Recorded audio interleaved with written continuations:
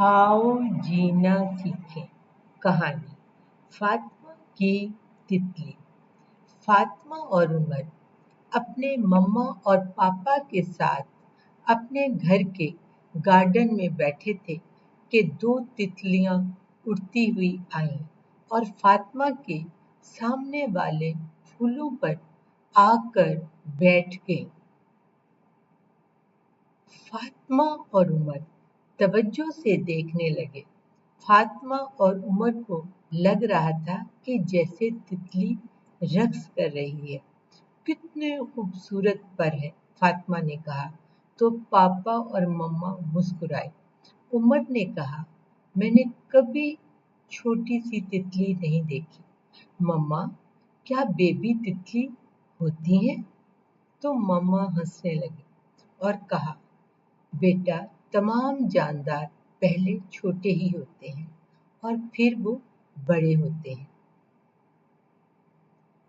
पापा ने कहा, आजकल जो मौसम है, तितलियों के अंडे भी होंगे।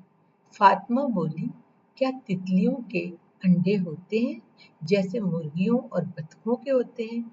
पापा ने कहा, बिल्कुल, तितलियों के भी अंडे होते हैं और मैं आपको दिखा भी सकता हूँ।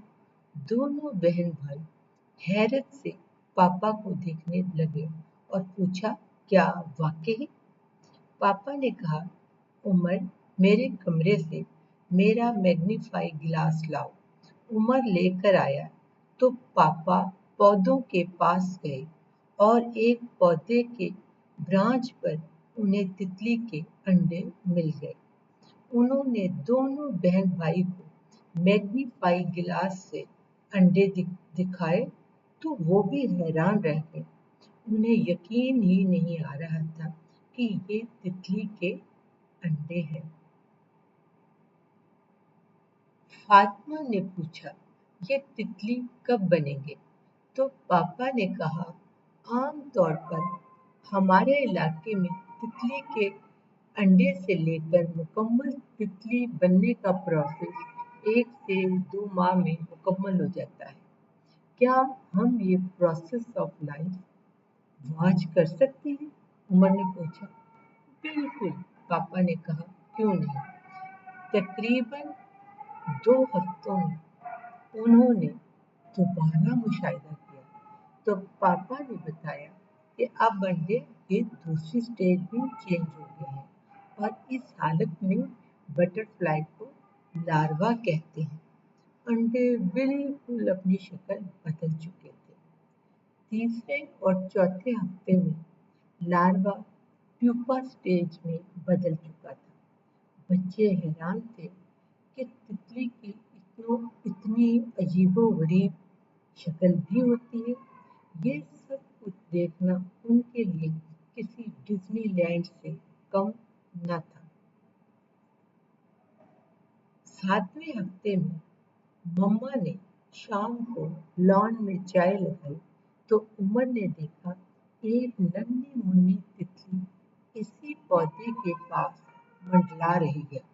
उसने शोर मचाया और कहा, फातिमा, देखो देखो, तुम्हारी तितली रक्स कर रही है। पापा ने दोबारा मुशाहिदा किया तो वाकई ही प्यूपा तितली में बदल चुका था।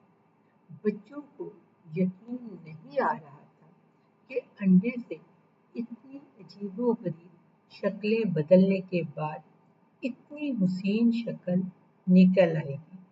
तितली फूलों पर रक्स कर रही थी और इसके साथ साथ फातिमा भी खुशी से झूम रही थी।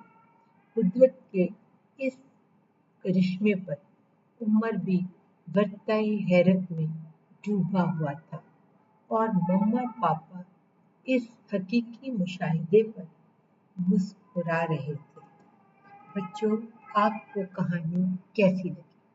क्या आपने कभी किसी तितली का लाइफ ऑफ साइकिल का प्रोसेस वॉच किया है? ये बिल्कुल आसान है।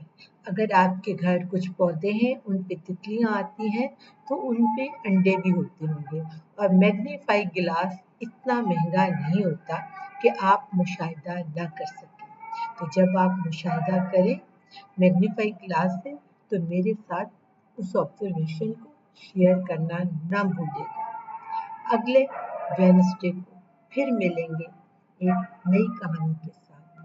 तब तक के लिए बाय बाय, सो लॉन्ग, अल्लाह हाफिज।